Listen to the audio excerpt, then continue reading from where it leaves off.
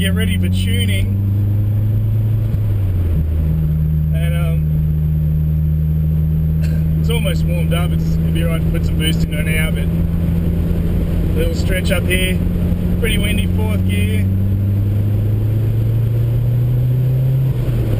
Wow.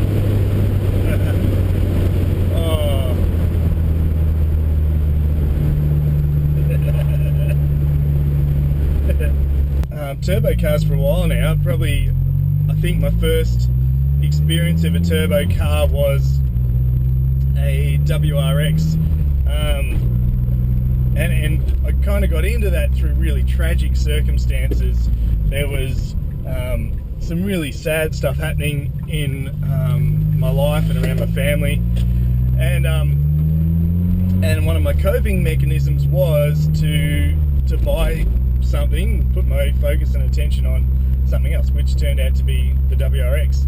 And so there's a link between me and cars, and I know a lot of car guys are like this. There's something that is special about cars that we feel a bond towards. It may be that we're feeling there's a connection, that there's something that we can fix with a car when there's maybe something in our lives or something emotional that we can't fix. There's something about cars that just, in the words of Fast and Furious, calms me down. There's something about, not all the time, because cars can be quite frustrating, but with that comment, so I've been driving turbo cars for a while. I went through a little season a while back where all our cars were turbo. I had three cars, the little I'm not Centura, the little Ford Capri, this car obviously, and then we also had the Ford Territory, which is a Barra 4-litre straight 6 turbo for those in America.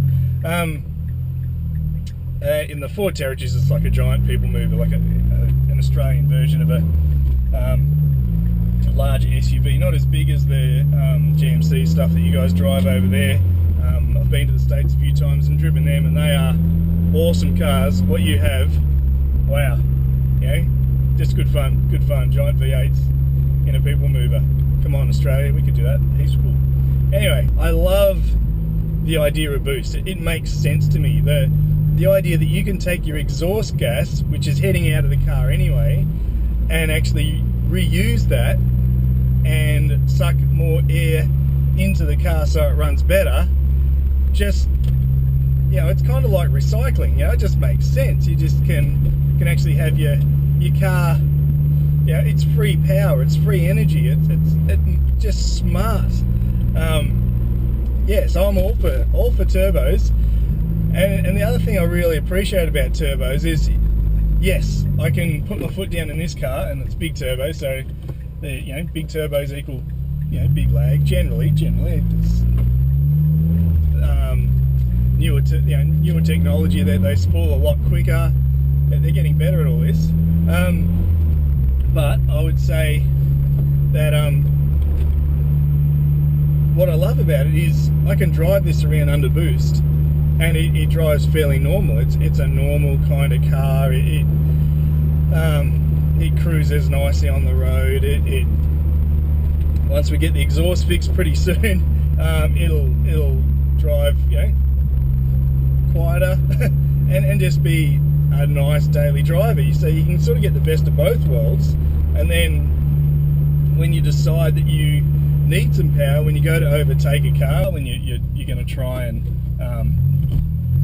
go to the track, or if you're going to have some fun, or you're going to the drag strip, or you're actually out on the freeway and you want to give it a poke on the on-ramp or whatever, you can, and the turbo kicks in, and all of a sudden you've got so much more power at your fingertips. Now, I think probably the argument around that tends to be, and this would be probably the number one argument, superchargers versus turbochargers, is all about that accessible power and where it comes on. I'm guessing most people that watch, what are we watching? I'm guessing that most people who watch YouTube would know some of the research out there. I'm thinking Mighty Car Mods did a far better analysis than I would have with the little Mazdas, little convertibles, and they turboed and supercharged, and that's generally the argument comes back to their results, is while there's more power in turbos. Turbos do seem to have better accessible power, even at the end of the day, simply because they're not draining power from the engine to turn the supercharger. So there's a payoff. You know, yes, the supercharger is consistent, but it's also draining power from the engine to run it. That may be minute and not that much, but it is still draining power, where turbos are all free power, but it just comes on later because it's all depend on your revs and your exhaust gases. So the thing that the big argument is, with a supercharger, the power is there from zero. So you have the power so much earlier because there's no lag, because it's always spinning. And if you don't know what I'm talking about, check out the Mighty Car Mods video. Those guys are all over it, far better than I am. But long story short, I'm loving having this car back because it's got more boost. And while I've been driving the Ford Territory, a great car, the Barra's a strong engine without the turbo, but we have the turbo version because I like the power. Stock, it's all stock. I haven't touched the Territory outside of some actual practical mods for the family. You can check those videos out. Some of the install stuff, the 7-seater, the side skirts, but this car is not running stock boost. It's not maxed out on a standard block. It's not. I don't have to baby this because it's fully done. You know, there's all the conversations that used to be a part of, you know, the argument about, oh, can you run this boost on a stock block? And what's the maximum? What's the best turbo on a stock block? And I'm going to blow something up, and this is going to happen, and what's going to do there, and all this stuff. Ready?